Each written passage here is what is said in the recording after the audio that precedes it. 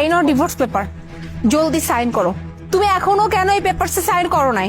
মোনা, আমি একটা ডিল নিয়ে কথা বলছি। তো ডিলিং নিয়ে কথা বলছো, তাতে আমার কি? হ্যাঁ, আর এখানে মানুষজন আছে, তাতেও বা আমার কি? এত কিছু দেখার আমার সময় নাই। হ্যাঁ, তোমাকে আমি পেপারস দিয়েছি, তুমি এখন পর্যন্ত সাইন করো না। আমি এত কিছু দেখতে চাই না, তুমি এক্ষুনি এই পেপারসে সাইন করো, এক্ষুনি। আপনারা একটু পরে আসুন, আমি আপনাদের সাথে পরে কথা বলছি। আরে আমরা তাহলে আসি এখন।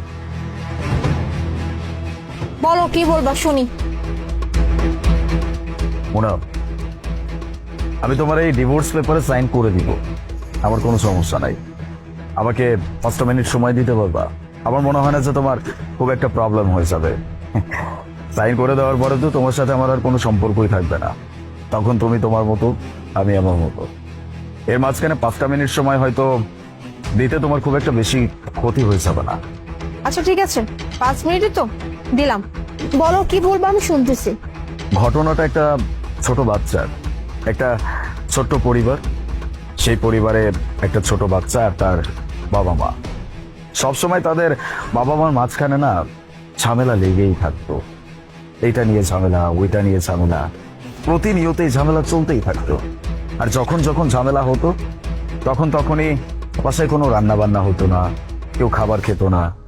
কিন্তু ওই ছোট্ট একটা বাচ্চা যে আছে, এটাও কেউ চিন্তা করতো না।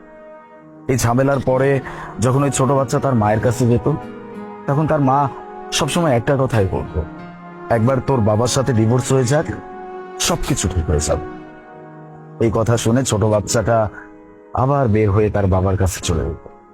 যখন তার বাবার কাছে যেত, তখন তার বাবা তাকে এটা বুঝাইতো, একবার তোমার মায়ের সাথে আমার ডিভোর্সটা হয়ে যাক, সবকিছু ঠিক হয়ে যাবে।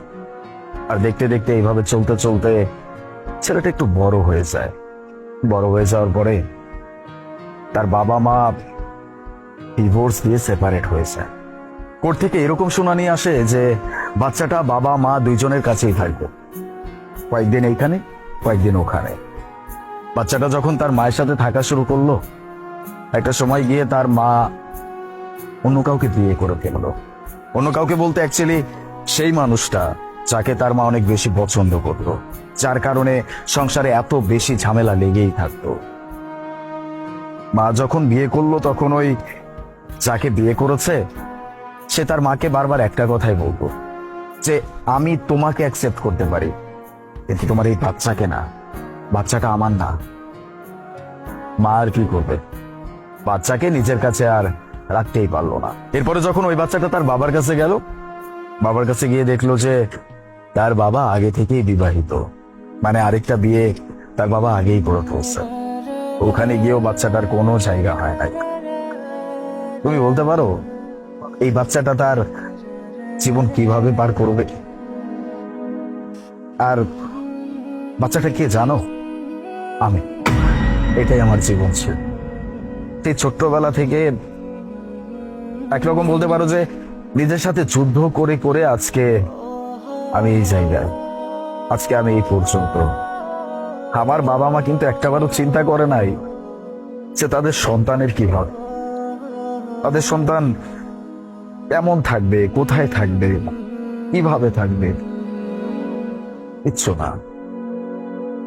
আমি তোমাকে এখন যদি ডিভোর্স পেপারে সাইন করে দিই, তাহলে আমরা দুজন কিন্তু আলাদা হয়েই যাব, আমাদের খুব একটা সমস্যা হবে না।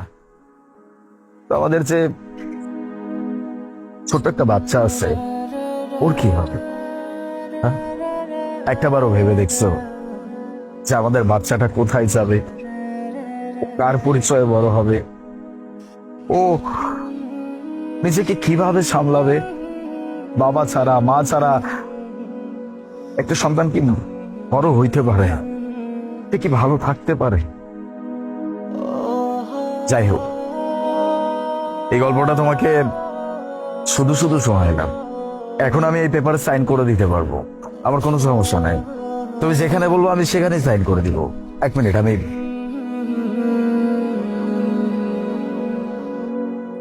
না, তোমার এই পেপারে কোনো সাইন করতে হবে না।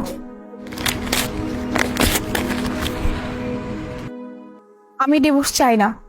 তুমি ঠিকই বলছো, আসলে ডিভোর্স হয়ে গেলে তো আমরা দুজন আলাদা হয়ে যাবো, তাই না? তুমি তোমার লাইফ লিড করবে, আমি আমার লাইফ লিড করব, কিন্তু মাঝখান থেকে আমাদের বাচ্চাটা তো জীবনটাই লিড করতে পারবে না। ওর না থাকবে বাবা, না থাকবে মা, ওর তো কোনো পরিবারই থাকবে না। ওর তো একটা অনিশ্চিত জীবন নিয়ে বেঁচে থাকবে, যেখানে কোনো পরিবার নাই, গার্জিয়ান নাই, কিচ্ছু নাই। ও কি নিয়ে বড় হইতো, কি নিয়ে বাঁচতো?